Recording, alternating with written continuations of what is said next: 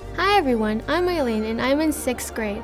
Today we are going to learn how you can narrate your PowerPoint videos. So let's get started. Make sure you can see the Record tab by clicking File, then Options.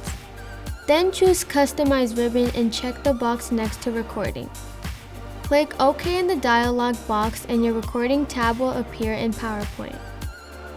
Now it's time to add narration to your slides. Click your Recording tab and select Record Slideshow. You'll see options for recording audio and video as well. You'll also see tools for using digital inking while you talk. If you have notes embedded in your PowerPoint, they'll appear at the top. When you're ready, click the Record button. When you're done recording, hit stop and review your work. Okay, time to turn your narrated PowerPoint into a video. There are two ways to do this. Either click the Recording tab and export to video, or click Save as an MP4. Guess what? You've now got a video file you can upload to YouTube, embed in OneNote, or share any way you like.